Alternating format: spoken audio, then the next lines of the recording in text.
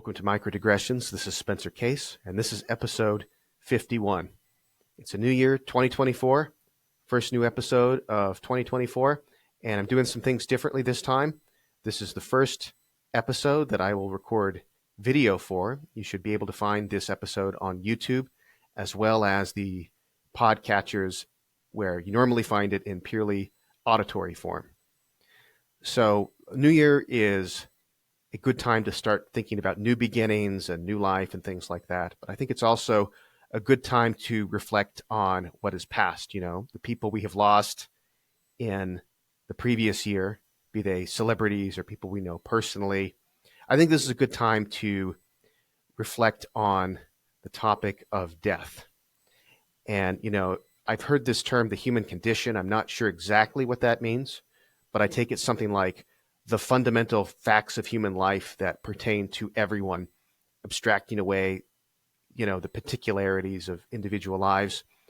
And so if there is a human condition, this whole death thing is central to that, the fact that our lives are finite and we seem to be built in a way that we mostly can't stand that thought.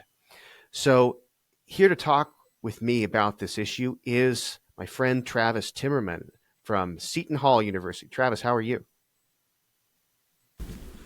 I'm doing well. How are you, Spencer? I'm pretty good. And I'm happy to have this copy, which you sent me, of your book, Exploring the Philosophy of Death and Dying, edited by you and Michael Cholbi. I used many articles from this in my Death and Dying class here at Bowling Green State University last semester. So I guess I want to ask you a bit about what got you started on that project. Yeah, sure. So first, thank you for using that text. It took 4 years. I actually started working on that with Michael when I was in my last year of graduate school at Syracuse University. And Michael started an organization called the International Association for the Philosophy of Death and Dying. It's quite a mouthful. And we had hosted a biannual conference that's still continuing to this day. And many of us in that organization had taught courses on the philosophy of death. But at the time that we started the project, there were very few readers. There were very few texts that were aimed at introducing the kind of core issues in the field in a way that was accessible to people without a background in philosophy. Some have since come out since we started that project, because this was way back in 2016. And there were a lot of, there's good ones out there besides ours. But we wanted to provide a series of short essays that made use of classic works, some works of literature, and then paired it with the most contemporary interventions into the debate that falls broadly under the same questions. And to do so in a way that someone could take, who's just, a smart, motivated person, but maybe doesn't have any background in philosophy. I also selfishly, I'm going to teach this class every year at Seton Hall. I do. And I wanted to just have all of the work done for that class. I wanted to have a textbook. I wanted to have the prep done for that. I wanted to have the PowerPoints and the, essay questions and all of that. So putting it into this book and then making it available for everyone just also made it personally easier for me. Well, anytime you're producing a book, like a book proposal, as we both know, going through the book proposal process more than once, you want to have something that you can say, there's actually a need for this. This actually feels a demand. And I think that's definitely true of this book. So I want to jump now into the topic of death and dying itself, I suppose. So one thing that I saw last year, just, scrolling on the internet somehow, I came across this and it stuck with me for some reason. It was an interview with Arnold Schwarzenegger and Danny DeVito, who was his co-star in the movie Twins. I don't know if you saw that sort of comedy from the 80s. Anyway, and he was reflecting on something he had said on Howard Stern's show a few years ago, where he says, I'm not fearful of death. I'm just pissed off. And he was sort of elaborating on that theme. And he's just like, I just can't believe it that I'm going to lose my body no matter what I do. And I'm not going to be able to go to the gym and pump iron anymore. I'm not going to be able to run on the beach all this stuff. And, it made me really think about this issue of our vulnerability to death, how universal it is. And here you got somebody like Arnold Schwarzenegger, who was Mr. Universe like 10 times or something, as an action movie star, and was governor of California and married a Kennedy and has all this money. Like, he's successful in so many domains of life, and yet he's completely helpless to this problem of death, that he's going to lose it all. In fact, maybe even more vulnerable than the rest of us, because it seems like he has more to lose. And it seems like that just really highlights for me what a significant issue this is for us to think about and to deal with. Yeah, I'll have to check out that interview. I was born in the 80s and grew up in the 90s, so of course I've seen Twins and most of the films that Arnold Schwarzenegger has made. And I think you expressed that very nicely. It's certainly true that a unifying feature of all living creatures is that they're going to die. And even those who can have the reason to be most optimistic about the prospects for what you might call contingent immortality, if we could reverse the aging process, cure diseases, make one immune to various ailments that would take our life. Even those people should think that death is coming for them. It's that, even if you could upload your consciousness into a computer, for instance, you're not going to survive the heat death of the universe. That said, there are, of course, some religious people who seem to express no doubt about their immortality. There are others where you might think, I believe I'm immortal, but nevertheless, there's a non-trivial chance I'm going to die, and that could be enough to be anxiety-inducing. But if you're really certain that you will continue to exist in an afterlife in some form, you might think that what happens is you'll suffer a mere bodily death, but whatever constitutes your personal identity, maybe some immaterial soul, that will live on forever. But it's interesting that and this is anecdotal, the number of people that purport to hold that view, very few of them seemed unconcerned about the prospect of what they might think of as mere bodily death. And I think that suggests that even the typical extremely committed religious person who believes in an afterlife thinks that there's a non-trivial chance that they will cease to exist when they die. And that is something that it doesn't generate fear. I like the pissed off locution. It doesn't generate fear in you, but it's still something that warrants a negative attitude. It might not be bad in and of itself. My view is it's not bad in and of itself, but it's bad because it prevents you from missing out on all sorts of things that are good in and of themselves. And even if you couldn't reasonably expect to get those things, it's still unfortunate or lamentable or regrettable or should piss you off, I think, that you're not going to get all of those things. So have you ever had it happen where there's some idea that you'd never come into contact with before, and suddenly it's like hitting you left and right? You're hearing it all over the place. That happened to me last year with like 3 different books that I happened to come across. Yours being one of them, this anthology being one of them, that brought forward this idea that the fear of death is actually much more important to our everyday psychology than people imagine. So, well, here's one way that might be true.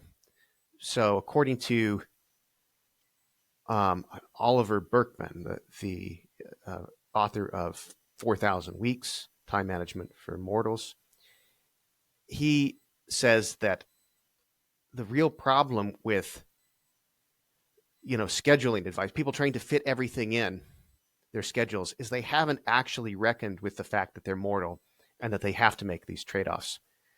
And so the sort of big picture thinking about death and dying and the finiteness, finitude of our lives, that actually percolates down into everyday sort of anxieties, the fear that you don't want to have to face the fact that you have to make these trade-offs.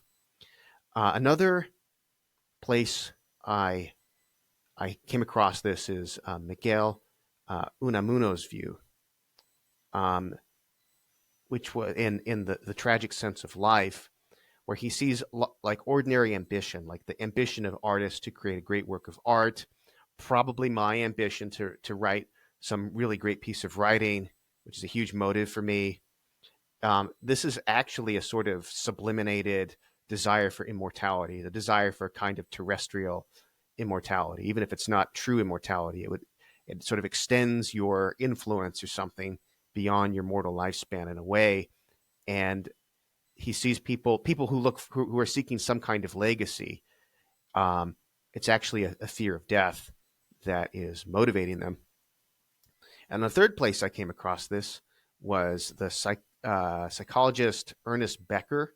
Actually, I think he might just be a polymath. I'm not sure if he's a psychologist in particular, but he had psychological theories, and he came up with what the roots of what is now, I think it's called terror management theory. That a lot of our psychological processes are actually sort of adaptations to allow us to cope with terror that we otherwise can't deal with.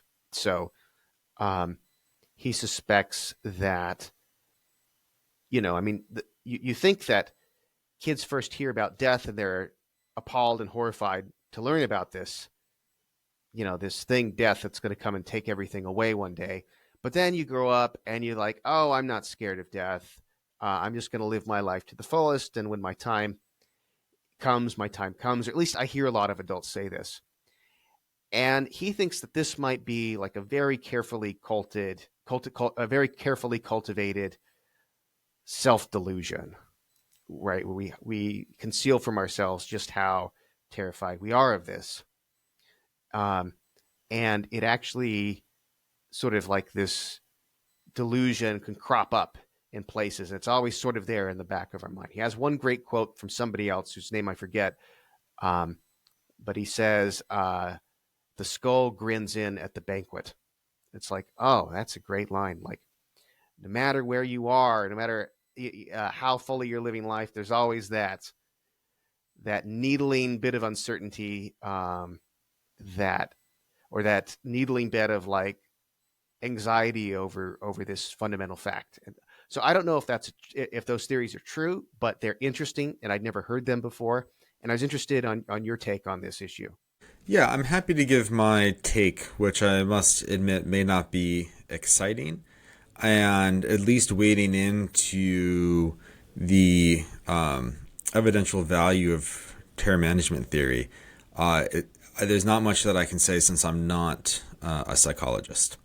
I will say, I think most positively, that I really enjoy reading the work of Miguel Unamuno, and we have an excerpt of his in Exploring the Philosophy of Death and Dying from The Tragic Sense of Life. And he captures very eloquently, almost poetically, I think, a sense of existential dread that at least a lot of people have in the Hunger of Immortality section of that. The extent to which that's widespread and plays a role in our decision making is not something that he weighs in on in any precise way. And it's not something that I, as a philosopher, am qualified to weigh on, because that just seems like an empirical question. When I've taught that has resonated with a number of my students who are young and have lots of prospective life ahead of them. But of course, there's questions about like how representative the population is, and the extent to which people might say that this captures what they're thinking, but maybe there's some difference or some space between what they're actually thinking and what's going on in the text. And there's a bunch of other reasons to sort of doubt this. But I really like his work. I haven't read the Berkman. The way that you stated the thesis seemed kind of strong, and I don't want to strawman him because I haven't read him. But I worry that the way you said it seemed maybe to overstate the case a little bit. I mean, people aren't, when they plan for retirement, they're not planning to make enough money to live indefinitely in the future, right? They're not making plans to try to set up trust for their great-great-great-great-great-grandchildren and so on. I mean, there's all sorts of things that I think people would be doing differently if they actually thought that they didn't have to make these choices that were constrained by time. But I'm sure Berkman's actual view is a lot maybe more nuanced, or maybe stated a bit simply because I know it's a sort of self-help book that's written for a popular audience. So I don't want to present this as actual criticisms of Berkman. Ernest Becker's an interesting case. I did read The Denial of Death when I was in graduate school, but it's been more than a decade since I've done that. But this is another case though where I think he states the case in such strong terms that I'm antecedently skeptical that what he's saying is true to the degree that he claims, right? So he's arguing that like humans' innate and all-encompassing fear of death drives him to achieve immortality, I'm putting in scare quotes, through, various culture creations, like, you mentioned writing a book that hopefully will be read on throughout the ages. And he thinks that this ever-present fear of death that's looming over us is like forming our character in these really drastic ways. And that is contingent upon this sort of implicit denial that we are mortal. Is that true? I mean, I don't know. So terror management theory did come out of that, or was inspired by Becker's work. Becker's own method was this kind of like post-Freudian cultural critique that isn't employing the rigorous empirical methods that I think are necessary to like answer that sort of question. So for something that strong, I'm just think there's something in his work that captures the imagination of a lot of people. But he makes broad, sweeping social claims about this supposed denial of the fear of death and the way that it fundamentally shapes our character. That's just, if I recall correctly, not supported by his methodology.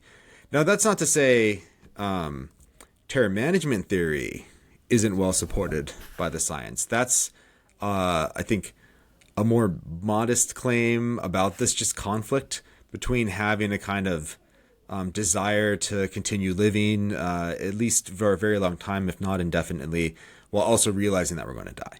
And there very well could be a great deal of value to that I'm just not qualified to weigh in on as a philosopher. I mean, I know that there's people who say that this is better explained by different psychological theses, coalitional psychology, or collective theories of self-defense, which I don't know, maybe not. I have no idea.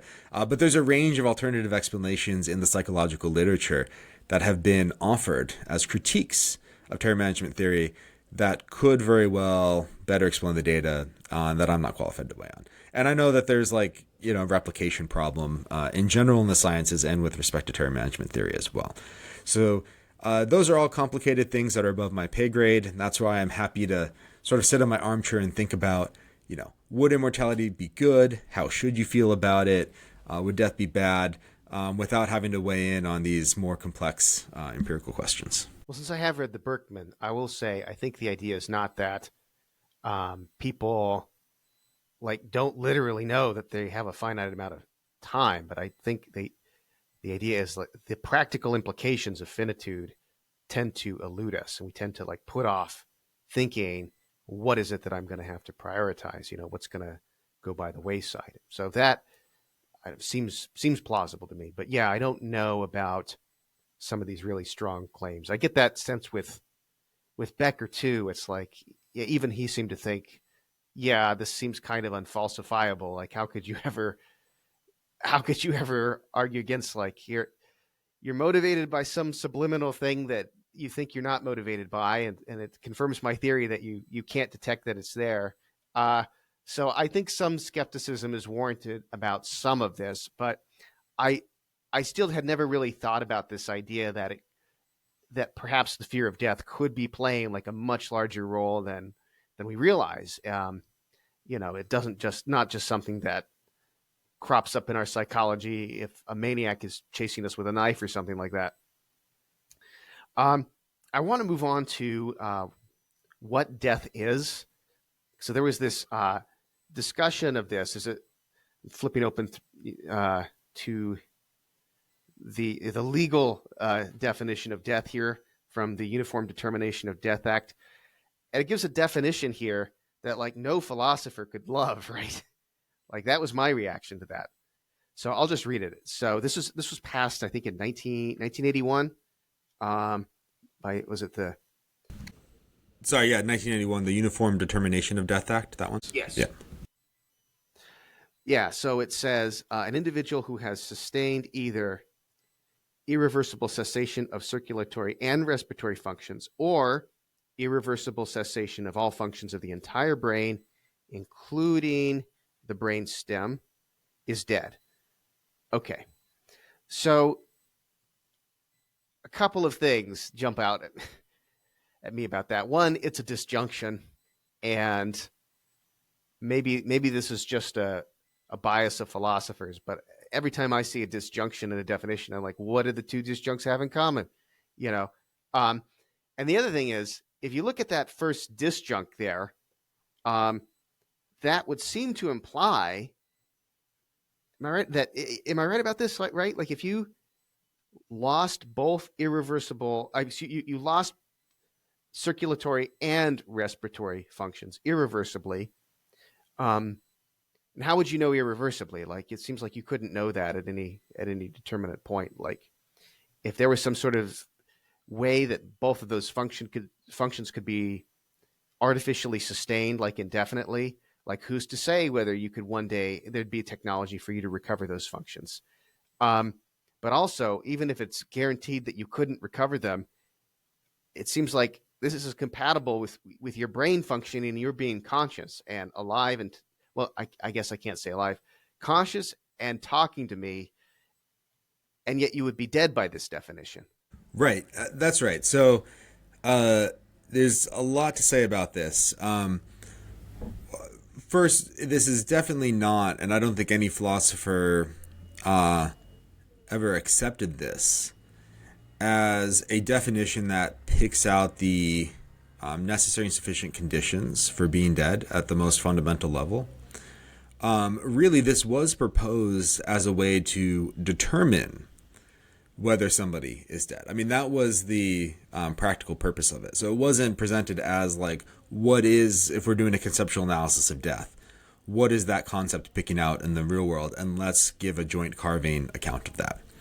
And that's why the disjunct might not thought to be as problematic as you just pointed out, because you're right that definition allows in science fiction scenarios, at least for now, science fiction scenarios, a sentient being whose sentience is maintained, but they lack circulatory and respiratory functions to be declared dead.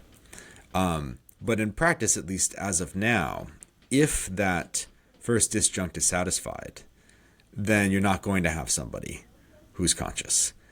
And there's a history of this. I mean, the definition before that, it was like up until the 1960s, death was not offered as like the criteria of death, but the determinant of death was indicated by an irreversible cessation of a person's heartbeat. Right, so that was the way that you would try to determine whether somebody was dead before. And then that changed as medical technology improved. So once the ventilator was invented, you could then keep severely brain damaged humans seemingly alive. But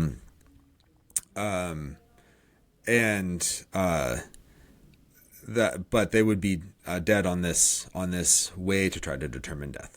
So it was really once that medical technology changed and there was more success in using organs for life-saving transplants and non-life-saving ones, led that Harvard committee to recommend this version of brain death as a new standard.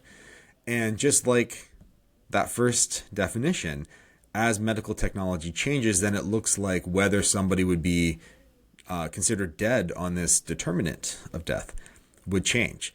Condition in both of the disjuncts is going to raise those sorts of problems. So the philosopher in you, I know the philosopher in me thinks, well, in what sense is it irreversible? Do you mean like it's not physically possible, it's not nomologically possible, not metaphysically possible? If it's not metaphysically possible, maybe no one has ever died. What great news. Or if it's not logically possible, well, then no one has ever died. Some, all-powerful deity could presumably resuscitate all of these people. All right. So it might be valuable as a practical determinant of death, though that is controversial for a variety of reasons, but it's certainly not going to pick out the criteria of death. So let me say one thing about why it's controversial, and then I'm happy to talk a little bit about what criteria of death might be offered as better explanations, although I'm not sure if they'll have any more practical value. I mean, so one reason that this is controversial, even as a determiner of death, is that the tests that they use often to pick out whether somebody is brain dead or not doesn't test for the cessation of all brain functions. So there's some cases where somebody has been considered to have met that criteria for brain death, but they still have like a warm body with a beating heart. They still grow if they're in a coma, or if they're hooked up in the hospital with no conscious experience, they might still like go through puberty. And that most likely happens because in some cases, the pituitary gland or the hypothalamus are still functioning. So it's not, it's not clear whether that criteria is in fact met, or if it's not met, but we can't tell given the test. But two, some people think that if this person isn't actually dead according to whatever the correct like fundamental features are that determine whether somebody is alive or not, like that matters morally. And using brain death as a criteria for taking organs to use for organ transplants or something, they might think that is immoral if the person's actually alive, even if they have no conscious experience and there's no prospect of them having any additional conscious experience. Okay. So that's the first thing. My own personal view is that the prudential value in a life is contingent upon the possibility of having conscious experience. So even if brain death is not tracking death, if you're accurately testing for it, if it tracks the viability of continued conscious experience, I think that's what matters morally for declaring somebody as dead and then using their organs for organ transplant. But that is a controversial claim. Okay. So I'll pause there for a minute, and then I can talk a little bit about maybe what candidates are for the criteria of death, but I wanted to see if you had any reaction to that.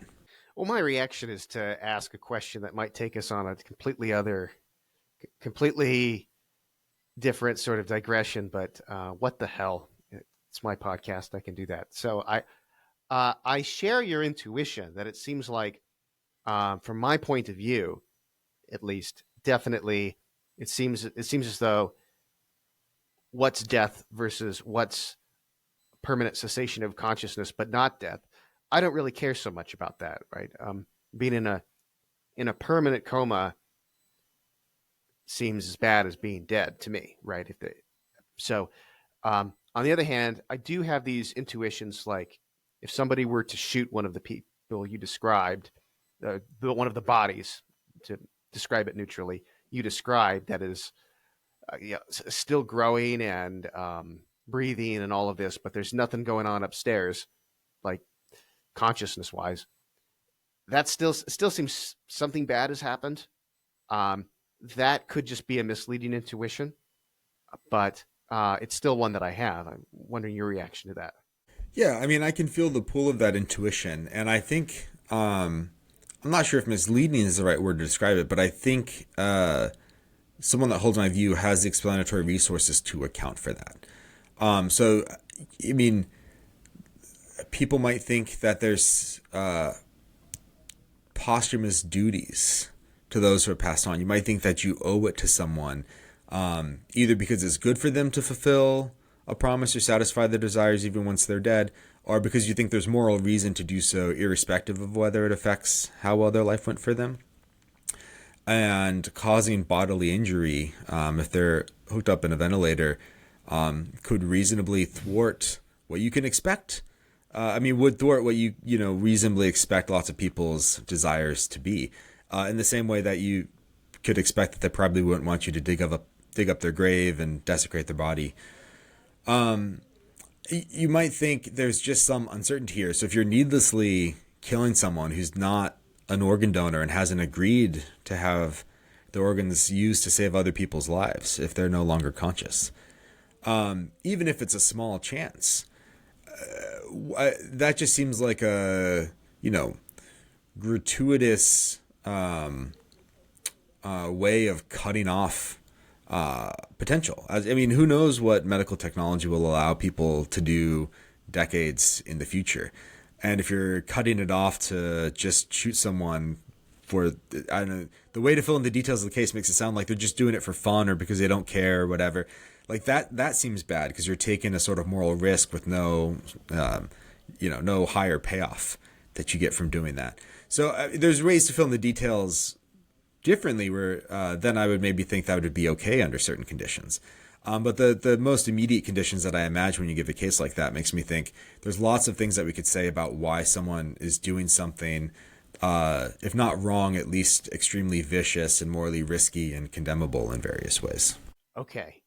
So I guess I want to ask your opinion on how death should be defined. It seems to me that there's no like theory neutral way of doing this, right? So if there is a soul that can be separated from the body, then it seems like that's how we should define death, as the separation of the soul from the body. And actually, I'm also assuming that and separation of the soul from the body is what happens in at least most of the cases where we say that person is dead. So if that kind of dualism is true, then it seems like that's how death ought to be defined. If it's not true, then death ought to be defined differently, maybe in terms of, I don't know, maybe in terms of the level of entropy overcoming an organism or something like that. What do you think? Yeah, I mean, if that kind of dualism is true, which is a big if, I'd want to distinguish between a like mere bodily death that's referring to this biological account of death. That's picking out a concept that I think a lot of people seem to have in mind. Even if they're religious, they apply it to various sentient beings that they don't think are going to have an afterlife. So, non-human animals. And then the death of the person, where the death of the person would be something that results in the permanent cessation of one's existence, which would be, I guess, in this case, a soul. If we're assuming that that kind of dualism is false, and my own personal view is that it is, then the answer gets no less complicated, right? So generally, what I think the criterion should pick out is if there's a single phenomenon out in the world that we apply the concept death to, that the conditions will be partly determined by how we use that concept. And then if it is picking something, we'd want to give the most joint carving fundamental criteria. And there's this question about like whether that's possible. And I should preface these comments with this is not my specialty within the philosophy of death. So take what I say with a grain of salt in every case, but especially in this case. But in that case, I'm not sure that there's a single kind of joint carving phenomenon that we can pick out with how we use death. So, I mean, one way to go is the biological account, some biological account that you mentioned. In the book, John Lizza defends an account of brain death, and he gives various arguments for it, but one does say this hinges on cases of personal identity. Imagine that Waldo from the Where's Waldo books of our youth is decapitated, and his body is hooked up to a machine that keeps homeostasis intact, and his head is hooked up to a machine where he maintains sentience and can communicate with people, and that's where his conscious experience lies. And he thinks, well, where did Waldo go? Now we have two different organisms, and anecdotally, they both seem alive, or pre-theoretically, they both seem alive. And we thought Waldo was in the single organism before. Where is he now? Is he in the body with no conscious experience, or in the brain, or in the head? And he thinks clearly he's in the head. So we should go with a kind of brain death definition. What's interesting about Lizza and people that like that sort of view is they take into account the use and the social conditions and moral reasons they build that into the definition.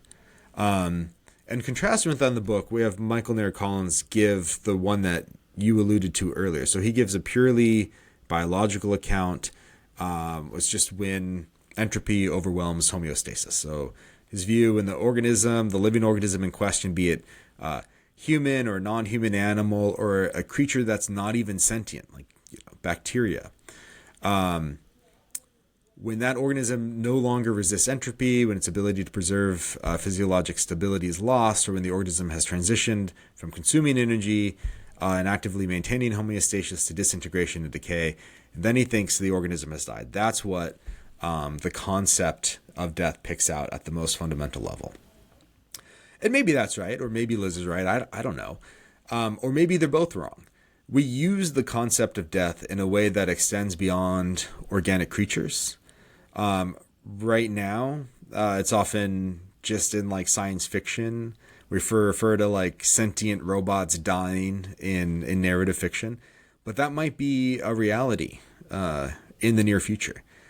And that seems like a perfectly felicitous use of the term death. You know, when I see that in, say, a science fiction film or read it in a story or something like that, I don't think they're misapplying the concept or they're using it in a very obviously metaphorical way or something like that.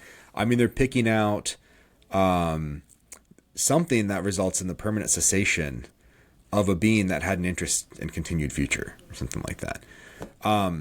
But if the term death can be used that broadly, then I'm not sure that there's some single joint carving phenomenon that we're picking out by the term. It might really be picking out a variety of different concepts that are interrelated to one another. So in the same way that colloquially we'll use the term harm in a variety of different contexts, but they really pick out more fundamental concepts. So sometimes we mean intrinsic harm, something that's bad in and of itself. Sometimes we mean extrinsic harm, something that's not bad in and of itself, but it leads to something bad or prevents something good. Sometimes we mean all things considered harm. Sometimes we mean pro tanto harm. I mean, there's just a variety of more fundamental things that the colloquial use of that concept covers. And my suspicion, as somebody that doesn't actually do research in this area, is it's a viable possibility that the same thing is true with the colloquial use of our term death. Yeah, good. So I was thinking with the brain death account, clearly it suffers from a lack of generality if you wanted this to be universally applicable, because plants die if you don't water them, and there's no brain involved in that process. So you might think that that is an argument in favor of the entropy overcoming homeostasis view, but there might be something to be said, notwithstanding my hostility for disjunctive definitions. It just might be the case that ideally we would have a unified definition, but if we investigate a phenomenon in a particular way, and discover that there's actually an irreducible plurality here, we just have to be pluralists of a kind about that thing. So Thomas Reid thought this about personal identity. He thought the identity conditions of persons are just going to be different than the identity, like what it is for something to persist over time, and then like that is going to just be different for persons than it is for material objects like the ship of Theseus or something. And so it does seem like, yeah, we might just have to be pluralist about death here. There might not be one single concept that we're getting at here. It might be one thing for plants and another thing for human beings and another thing for robots, potentially, or another thing for angels if those exist. So yeah, that might be right. Oh, yeah. I was just going to ask whether you think there's a substantive difference between having a disjunctive definition of death versus saying for each of the disjuncts, that's picking out some joint carving phenomenon, and they're just distinct phenomena. I like the latter route, which is covering biological living things that are not sentient, or this, which could cover sentient things. I would think there's not some concept here that we should be pluralist about. There's just three distinct concepts that are related in some way, and maybe we use the term death to refer to each of them, but really, if we're paying attention to the differences, there's just three fundamentally different things. Yeah. So is this a completely general challenge about the possibility of being a pluralist about anything? Yeah, it's not to rule out the possibility, but in general, I think that's the route that I would want to go. Yeah, I was wondering about that. Yeah. So if there are three different concepts, in virtue of what do we apply the same label to them when we're speaking as philosophers and not, lay people or something? I'm not sure. Um, Maybe some kind of family resemblance or something, or maybe it really is just shorthand for what you're saying. That question was occurring to me even as I was describing it. I thought there's probably some paper out there that I haven't read about the coherence of being a pluralist at the most abstract level, but I don't know what it is. I don't know either. And if there's not a paper about that, somebody should think about that issue specifically and write that paper so I can read it and learn. So one of the articles in your anthology argues, I thought pretty persuasively, in favor of the view that there are states of being that are neither dead nor alive. For that something that was once alive could be in. So I thought that was interesting. Do you want to say something about that? Yes, and I'm convinced by that too. So, of course, you might think objects that are always inanimate are neither dead nor alive. But what's interesting about Cody Gilmore's chapter is that he makes a strong case that something that is unequivocally alive at one point can then cease to be alive without having died. So he talks about this in terms of what he calls the paradox of cryptobiosis. And that's, you get cryptobiosis when there's an organism that was once living that's no longer showing any visible signs of life, and when its metabolic activity becomes hardly measurable or maybe comes reversibly to a standstill.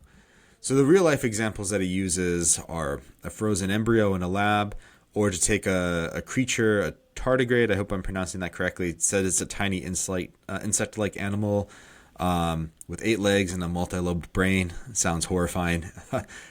Tardigrade can dehydrate, enter a period of cryptobiosis, and then in response to normal environmental changes, rehydrates and then returns to an active state. So it seems like it was alive before it went into the state of cryptobiosis. It seems like it's alive when it comes out of that. Doesn't seem like it's alive while it's in cryptobiosis, and it doesn't seem like it's dead either. You might think people who are cryogenically frozen, I mean, in actuality, many people who are cryogenically frozen are done frozen posthumously, but you could cryogenically freeze someone while they're alive. And then it's unclear whether they're dead or not at that point. The extension of the concept seems to run out where they don't fit neatly into the category of being alive or dead.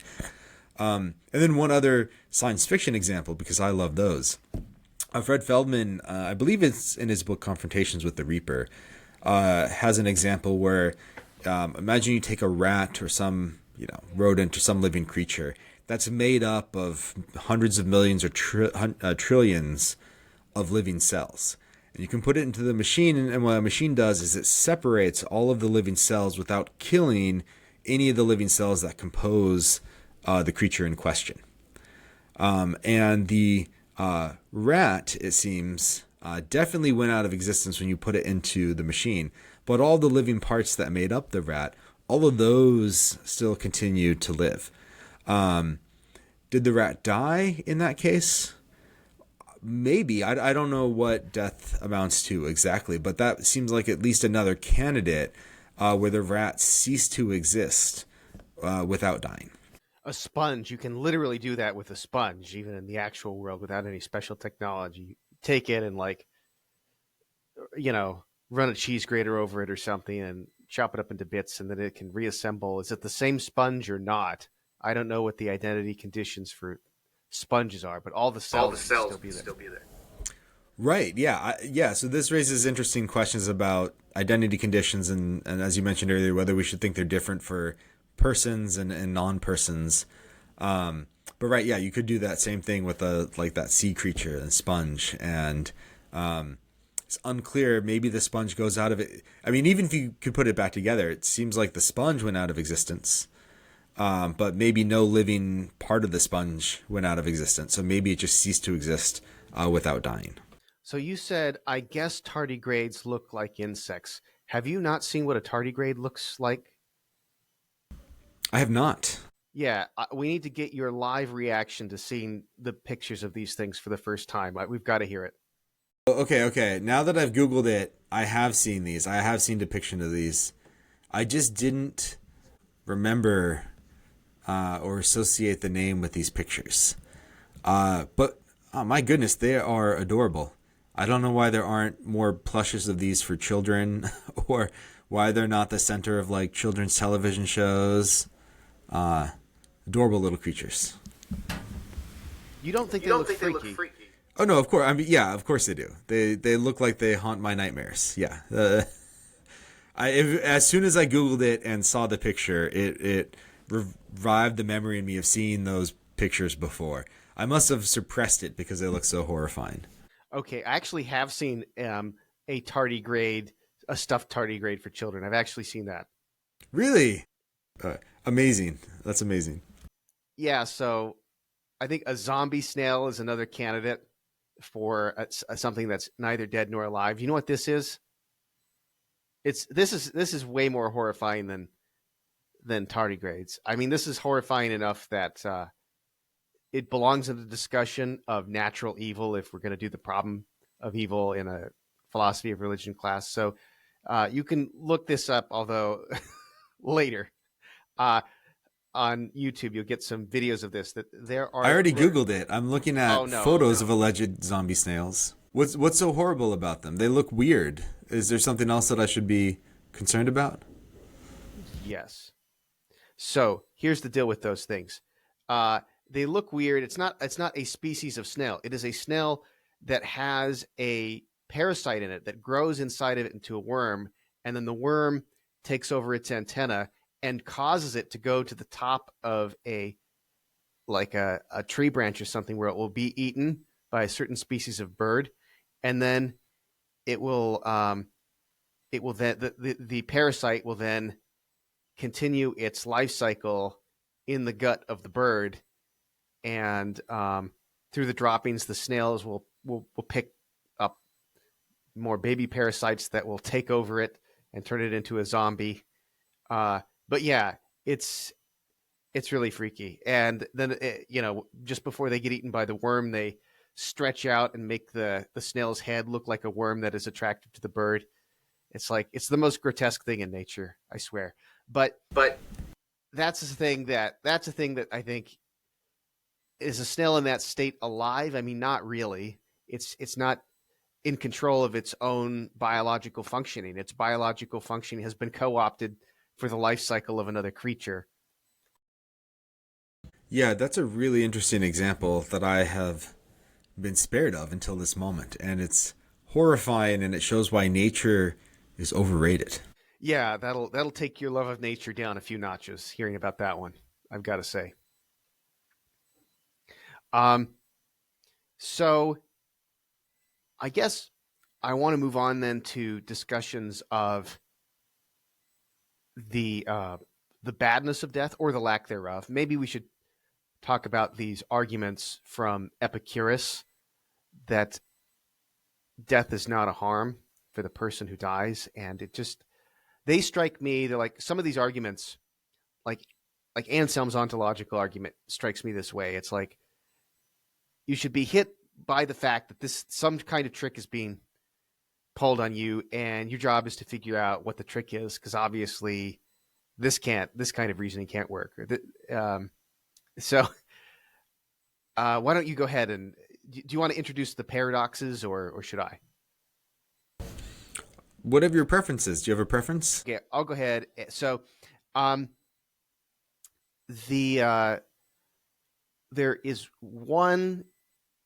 I think there are two distinct arguments. Maybe there's a version that puts them together, but there's the asymmetry paradox, which is the thought we look at horror about our future annihilation and the time in the world where when we don't exist, we're not around anymore, but we don't have that same horror of the time before we were born, yet it seems like that's symmetrical. So the one argument would be, well, you don't have this sort of repugnance toward the time when you weren't existing before.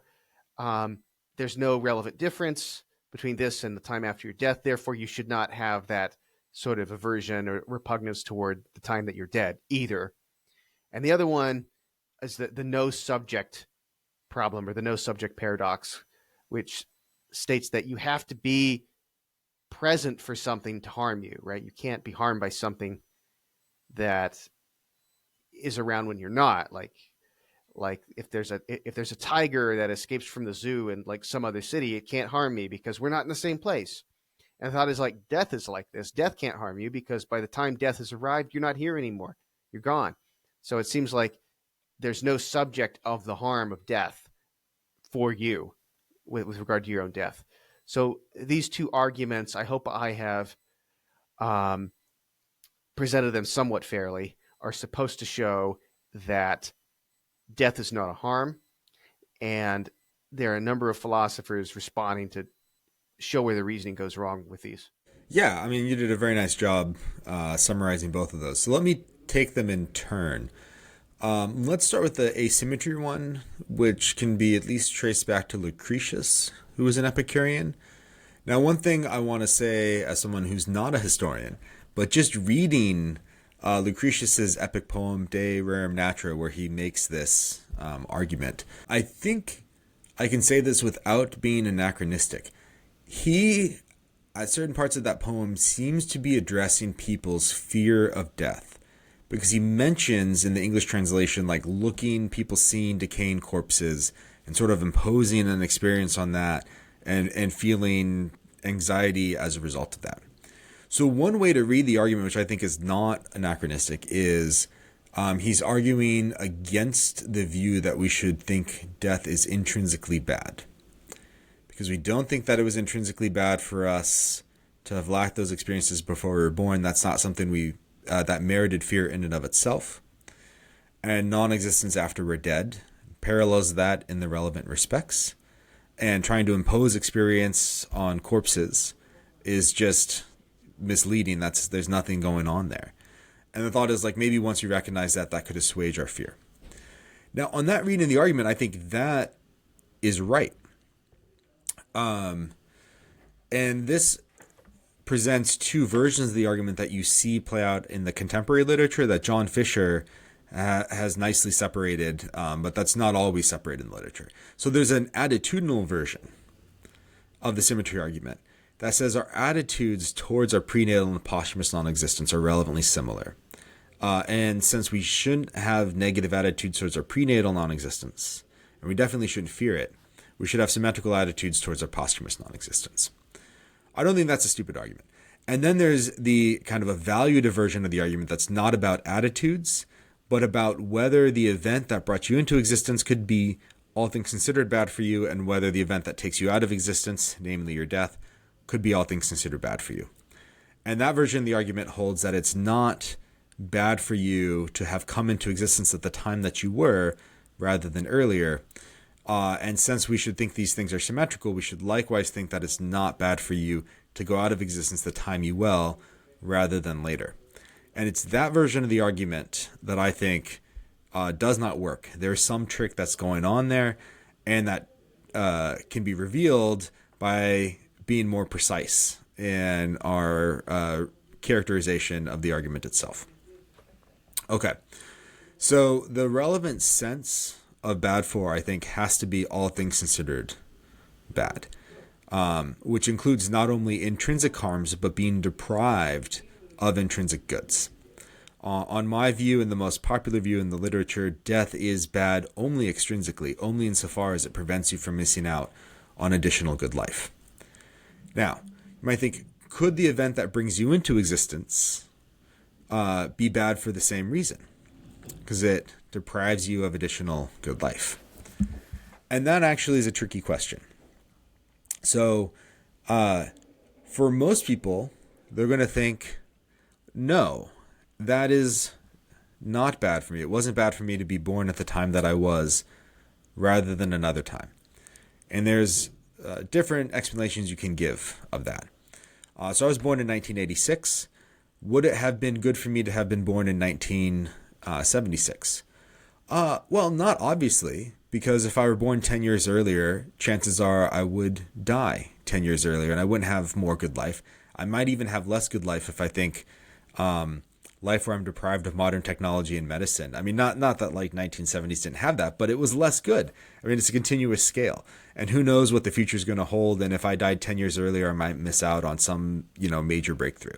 So it's not obvious to me that it would be better if I were actually born 10 years earlier. There's also the question about how to assess the truth of that counterfactual. If I wasn't born when I was, would I have been born 10 years earlier? No, not on any straightforward reading of the truth makers of counterfactuals. In the nearest possible world where my actual birth did not occur, or whatever, the time that I came into existence, I existed before I was born, is a world where I didn't exist at all, right? Because in order for me to exist, it had to be the exact sperm and egg combination that created the zygote that turned into me. And in order for that to have happened, the series of events before had to unfold in almost exactly the way that it did, right? So it's not possible, at least in a straightforward sense of physical possibility and given the fixity of the past, for me to have come into existence 10 years earlier. And that's not possible for pretty much anyone else either in that sense of possibility, right? Now, you could construct cases, and people like Christopher Belshaw gives a case where, you have a zygote in a lab and you're thinking about implanting it now. And if you don't do it now, then you'll do it 10 years from now. And then, you implant it 10 years from now and it turns into a person. And then it could be true for that person that had they not come into existence at the time they did, they would have come into existence 10 years earlier. Okay. So the relevant sense, I think, is thinking about those cases. And in those cases where it's really true that had the actual event that not brought you into existence not happened, then you would have been born earlier and you would have had a longer, better life.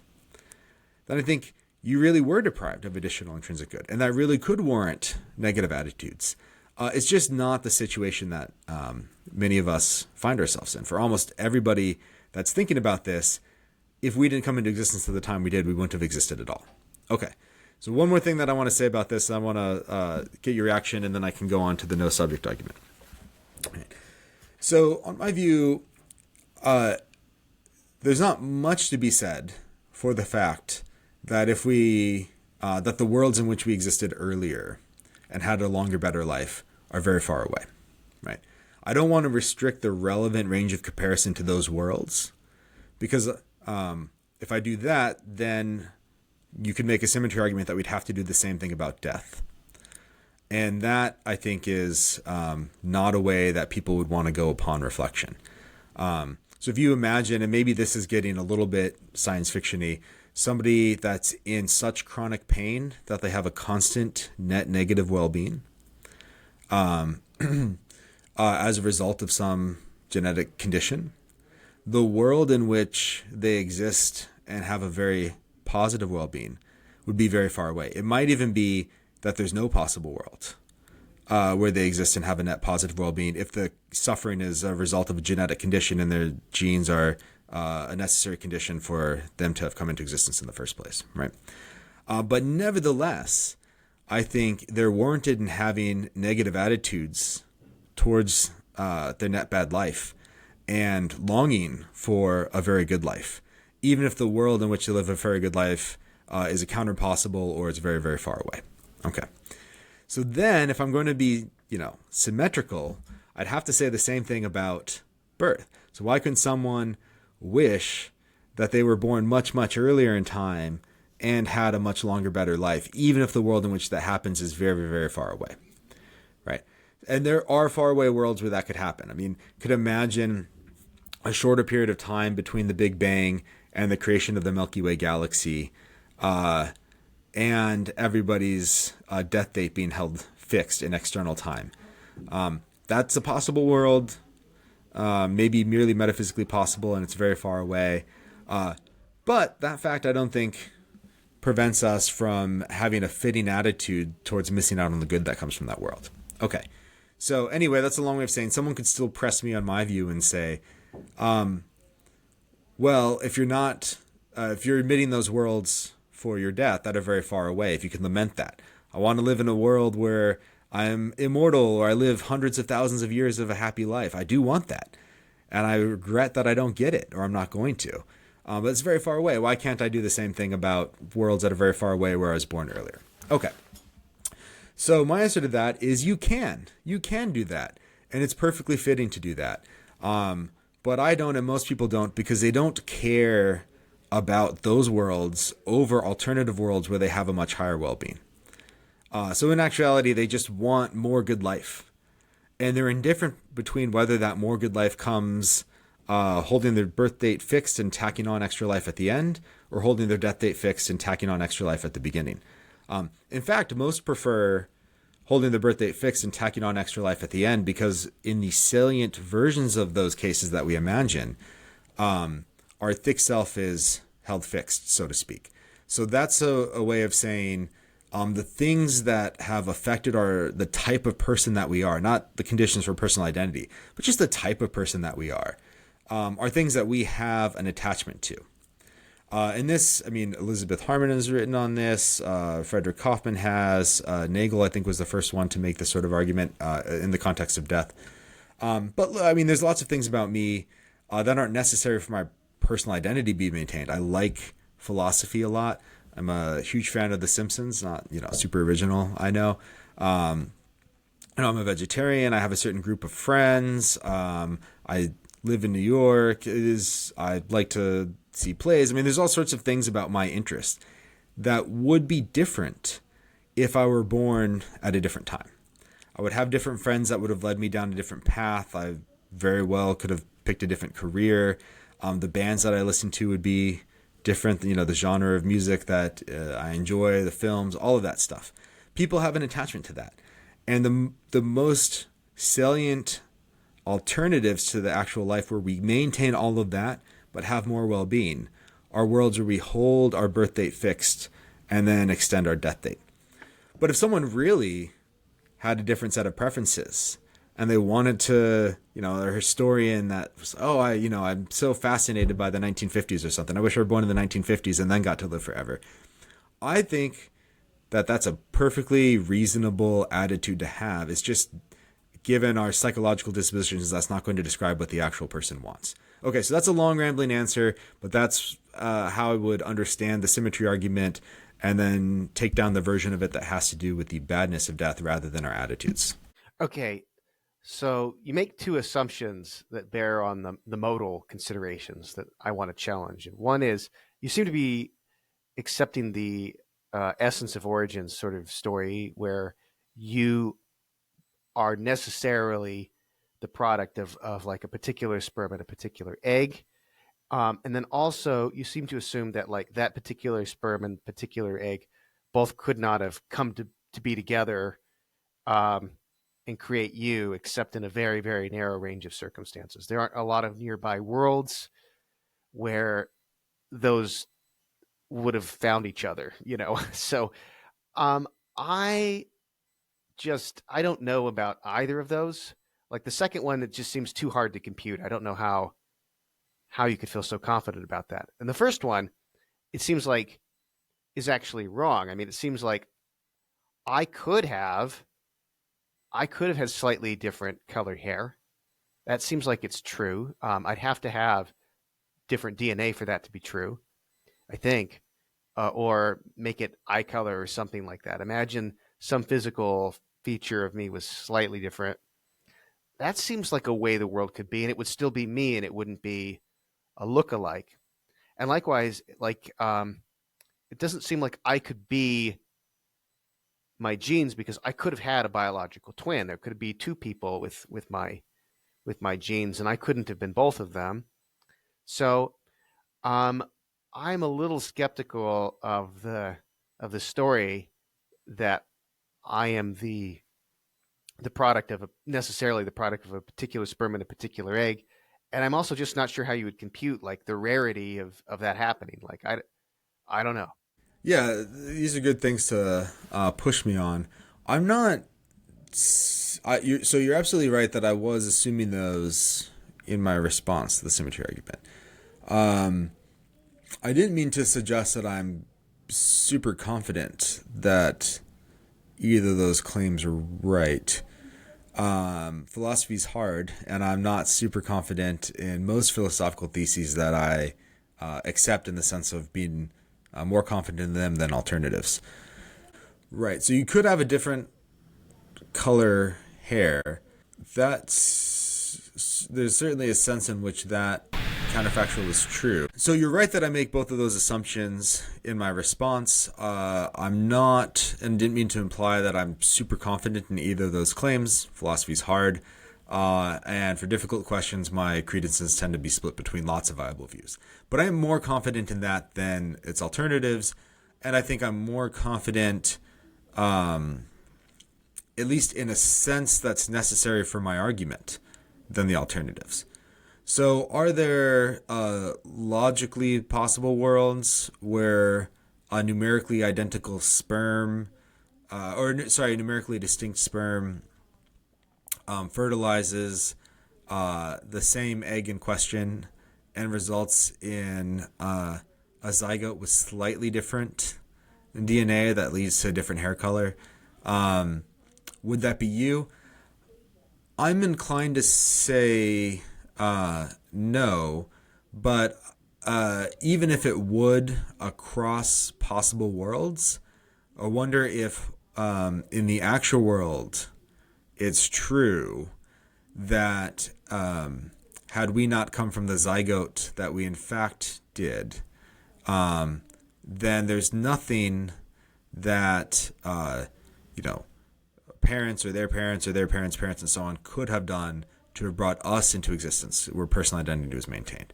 And that claim I'm more confident in than one that makes those conditions strong enough to concern cross-world personal identity.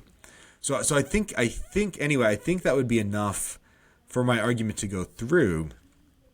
And if it turns out that I'm wrong, then I would make my view even more permissive than it is now, which is to say, well, if you wanted to be in that nearby possible world where you existed with red hair and were born 5 minutes earlier or whatever, or 9 months earlier or 10 years earlier, and you would have had a longer, better life, I think that's a perfectly fitting attitude to have to regret missing out on that. Even if it turns out that such worlds are fairly close.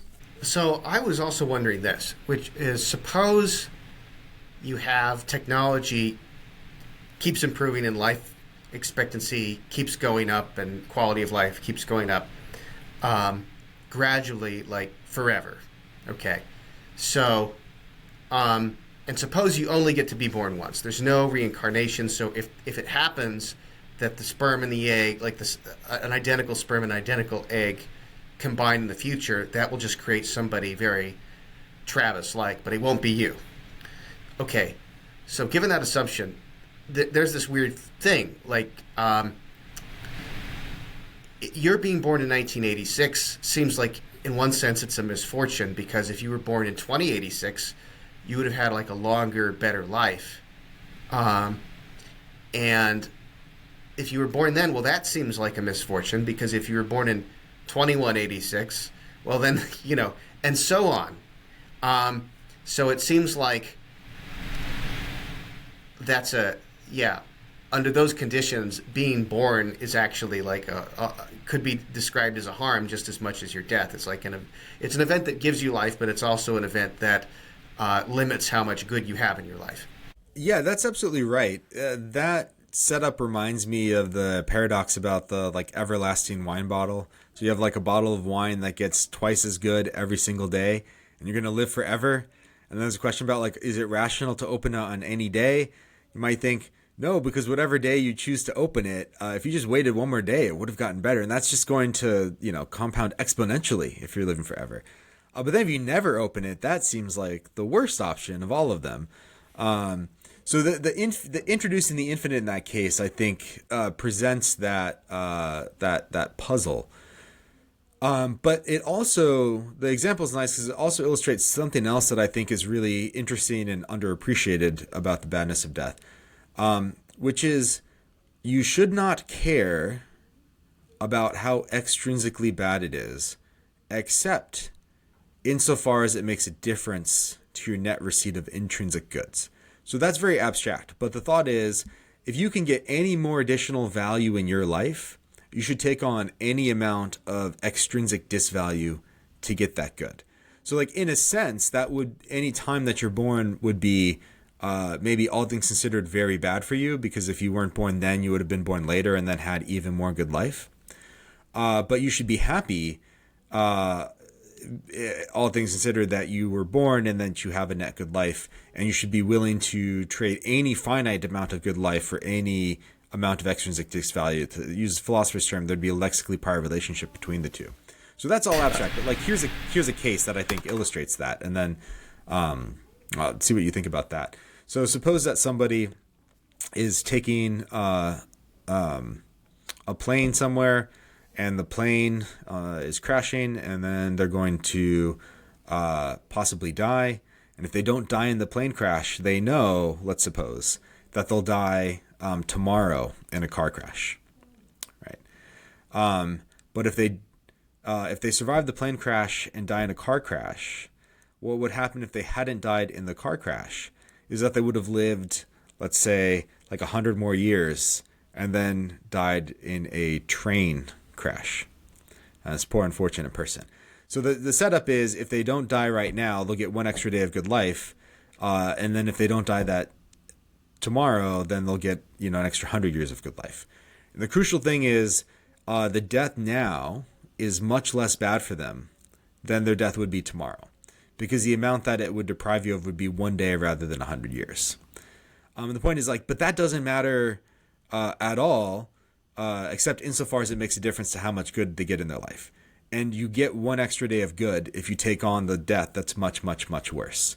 So the badness of death really in itself does not matter, except insofar as it gives you extra good life. You should be willing to make your death as bad as possible, maybe even infinitely bad, if it gives you extra good life. So if someone tells me, I can give you this like medical treatment that will extend your life by 10 years, but the downside is it means that you'll die rather than being immortal.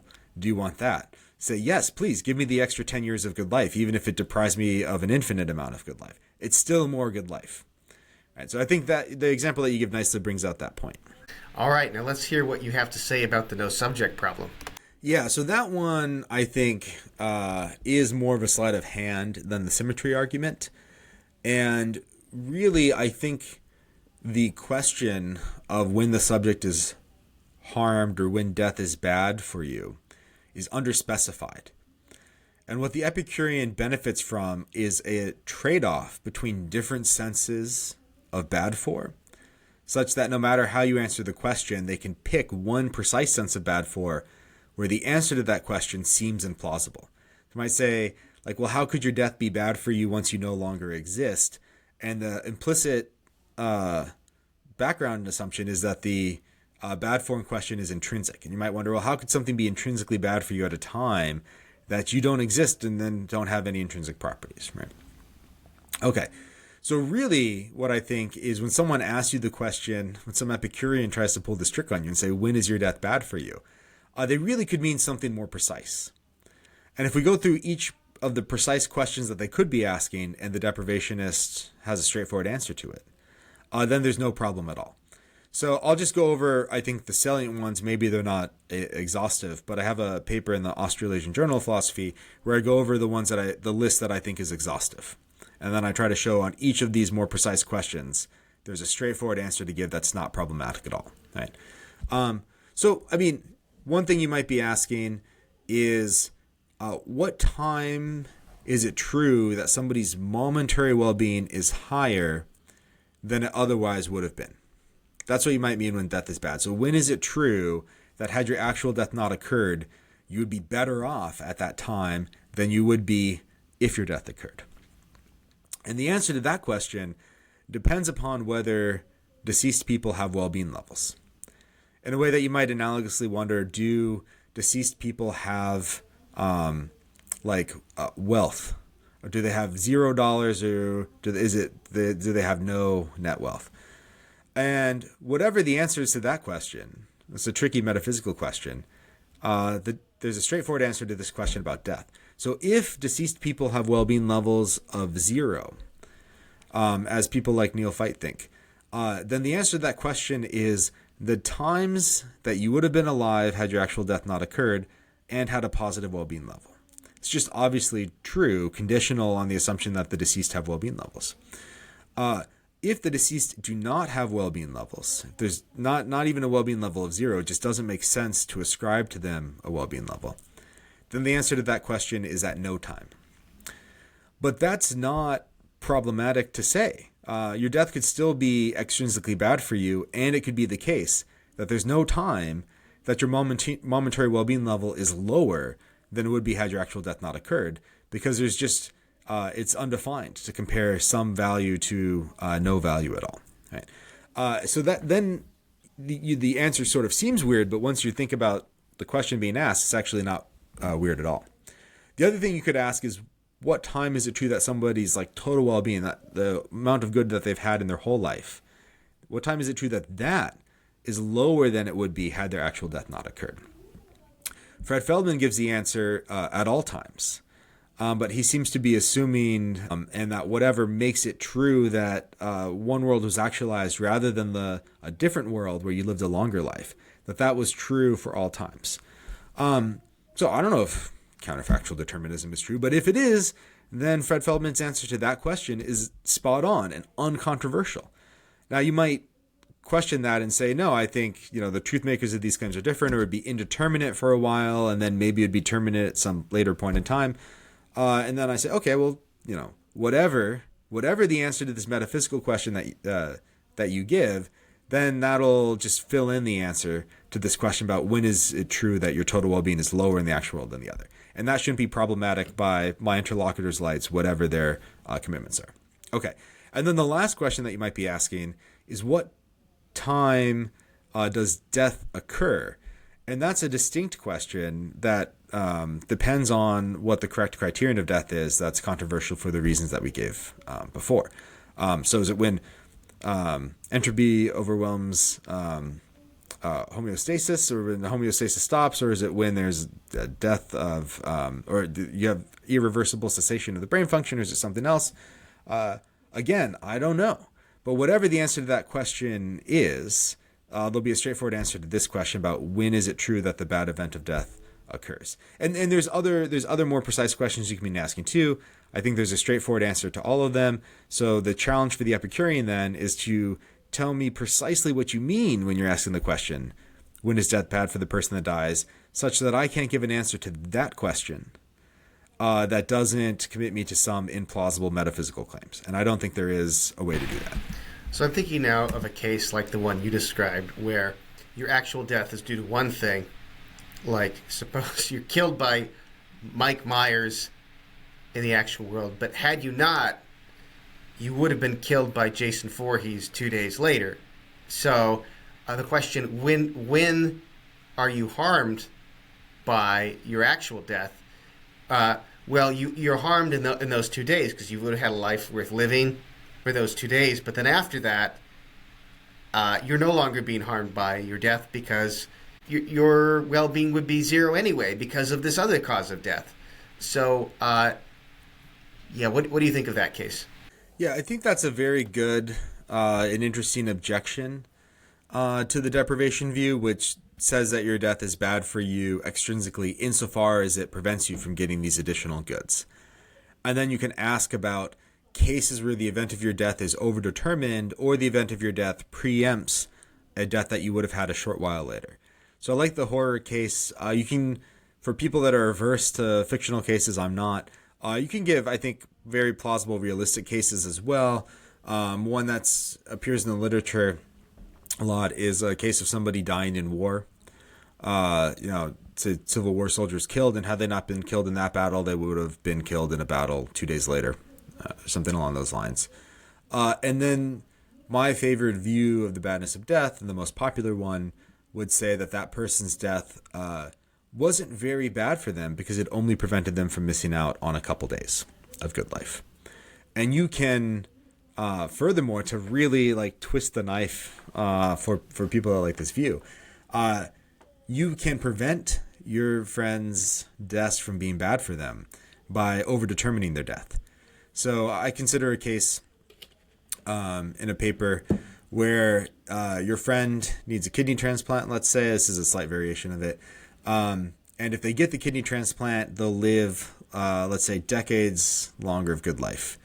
But you can't procure the kidney transplant for them, unfortunately. They're too far down the list and they're going to die very soon. But what you can do is you can overdetermine their death by hiring the equivalent of like a counterfactual intervener. So you hire someone to torture them for the remainder of their life, if and only if they don't die at the time they in fact die. And now what you've done is made the nearest possible world where their actual death doesn't occur is one where they have a net negative life. So not only have you prevented their death from being bad for them, you've made it quite good for them. And that seems bad. They shouldn't be excited by this news if you go into the hospital with some balloons and you tell them, good news, and like, you got me a kidney? They're like, no, but I made your death very, very good for you. You should be looking forward to this, right? That shouldn't change their attitudes at all. Okay, so what I want to say, and what's been said by other people in the literature, is that this is actually the right result. So let me say first why it's the right result, and then I'll give a kind of further argument for that claim. One thing to do to sugar the pill is to appeal to a plural account of harm. And Neil Feit has a book that just came out with Oxford in 2023 called Bad Things, where he defends, I think, the most sophisticated, plausible version of this view. So we don't have to get into the weeds here, but the general idea is take the soldier case. While the death in the first battle was not very bad for the soldier, the conjunction of events that would put him in a situation where if he doesn't die in this battle, he'd die in this battle, those together are bad for him. So if those two events didn't happen, then maybe he would have lived a longer, happier life. Or maybe he was just overdetermined again and again and again, but there's some event, maybe what put him in the Civil War, rather than not being in the war at all. That event was very bad for him. Then he would have lived a much longer, happier life. So that's the way that I want to go here. Now, to try to motivate that a little bit more, think about this patient who's about to die. And if they don't die, they would now be tortured indefinitely. It shouldn't bring them comfort that you did this. And it shouldn't bring them comfort that you did it because it doesn't change the net receipt of intrinsic goods in their life, right? So this goes back to the badness of death doesn't matter except insofar as it changes how much good you get in your life. You haven't changed how much good this person gets in their life when you do that. You just made this possible world that would be actualized different than you made the nearest possible world where the actual death doesn't occur different than it otherwise would be. But suppose that they can procure the kidney. Should they want that to avoid death? I think quite clearly no. Not if they can't prevent the torturer now. So you hire this torturer. Now you're like, oh, I don't have their contact information. I don't know how to stop them. They should not want the kidney because their death really is in fact good for them. And if you deny that and you want to insist, as some people do, that their death would nevertheless be bad for them, even though you've changed what would happen if their actual death didn't occur, then you either have to say it'd be prudent for them to continue living and undergo the torture, which is a non-starter because I'm stipulating that it brings their subsequent life down to a net negative level. Or, and this is what's problematic, you'd have to sever the connection between how good or bad your death is for you and the prudential reason that you have to seek or avoid it. I think really you've made it the case that they have prudential reason to seek their death if they can only seek it or avoid it. They also have prudential reason to avoid their death and stop the torturer. But if they can't do that, then their death really is good for them. Likewise, if the soldier could only prevent their death and then live another 2 days, they have prudential reason to do that, but much less prudential reason than if they could avoid that death and then the counterfactual death that they would succumb to 2 days later. If they could prevent both of that and live longer, then that generates even more reason to avoid both of those things. So I think an essential insight of the deprivation view is that it captures this connection between the reason that we have to seek or avoid good or bad events in a way that alternative views cannot. That's interesting. So it seems like the deprivation view sort of has to be right in a way. Like I guess I agree with you, at least as far as comparing the other views about the badness of death, like the Epicureanism and annihilationism. I know you've got this argument against the view that death is intrinsically bad. Maybe we'll get to that. But it just seems like view that death is bad for us because of what it deprives us of. It seems like that's the only way to go, and yet it still has these weird results. I wonder, like, we started to hint at this earlier. So it seems like the wrongness of killing is plausibly explained by the amount of value that you diminish in the other person's life. But suppose we had some supercomputer that could tell when all of these overdetermination events happened, right? Like, should we release a bunch of convicted murderers out of prison because it turns out that the people they killed only had a day to live anyway? And like, oh, we found out that you only took a day of this person's life. Now the punishment seems disproportionate. We should, we should commute the sentences so that they should all be released now. I don't know. What do you think of that proposal? Yeah, I think that's interesting. I'd want to give a different case to try to defend deprivationism, and then I'll come back to the releasing the prisoners one. So I think a very plausible moral principle that's to a large extent theory neutral. It's the principle of pairwise comparison of harms, and there's different ways to formulate it, but the rough idea is all else equal, if you can prevent one of two harms, and one harm is significantly worse than the other, then you should prevent the worse harm.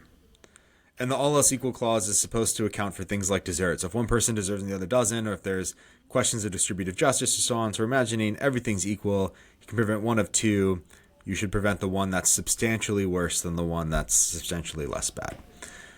And if you accept the deprivation view of the badness of death, which assumes this certain account of harm, the counterfactual comparative account of harm, then you would get that if you could prevent one of two deaths and one death is substantially worse than the other, then you should prevent the substantially worse death.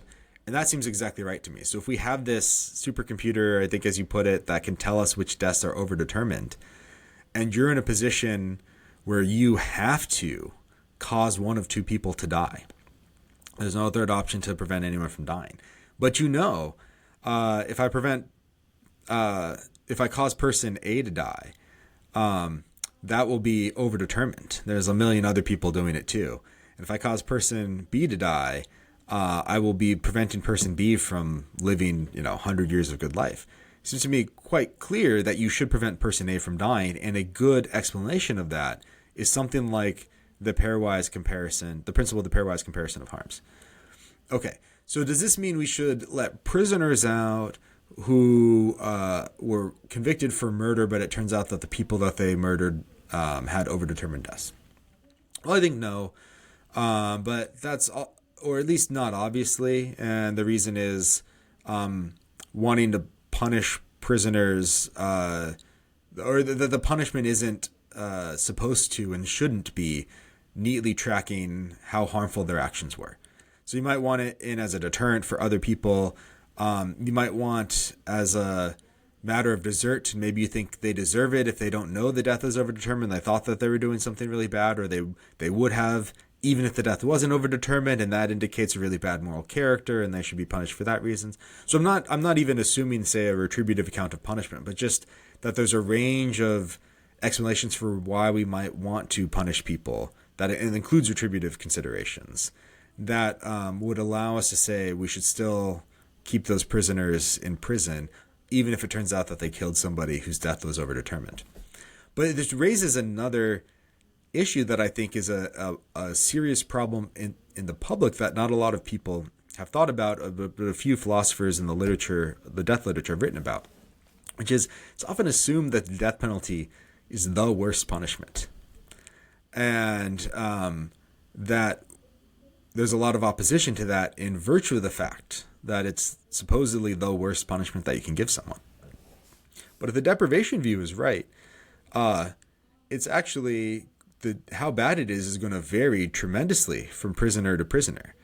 And we punish a lot of people to a much greater extent than some people on death row. So if you lock away a young person for their life, and their quality of life in prison is much lower than it would be out of prison, that's going to hurt them a lot more than taking, say, we find a Nazi that's living now and they're in their late 90s, and then we put them to death. I mean, I'm not saying that we shouldn't do that. I'm just saying that if the deprivation view is right, their death is much less bad for them than being locked away in prison for life for somebody that's very young. And as a sort of outsider to this literature about the death penalty, it doesn't seem like there's a lot of discussion about that. I can't say that for certain in the academic literature, but in the public sphere, there's almost no discussion of that. I just assume that the death penalty is the worst thing that could happen to you, and lots of other punishments that are unquestionably harsher, that hurt prisoners more, are ones that have widespread acceptance across the political spectrum. Yeah, right. Like if it turns out that your well-being is diminished to being below zero when you're in prison, then the death penalty is a mercy because it spared you all that negative utility. Well, Travis, this is really an amazing conversation, but I have a class I got to prep for. I'm getting nervous about it, and I hate to break it off right when I think like we're really cooking with oil. What do you think? Well, I mean, you got to prep for class. I understand. I got to go teach philosophy of death, so this has been a really good primer for that. You have any final thought you'd like to bring up? Well, let me see. I guess I would close by saying I think that thinking through questions about the philosophy of death is something that is not only interesting, but has proven to have practical value, not only for the philosophers that do it, but for the students that teach it. So I'd encourage anyone that's casually interested in it to start going through the literature on their own. And if they want to start, a good place to do it is to pick up any reader. I am, however, partial to my reader, Exploring the Philosophy of Death and Dying. So I would encourage people, if they wanted, to buy many, many, many copies of that. It makes a good holiday gift.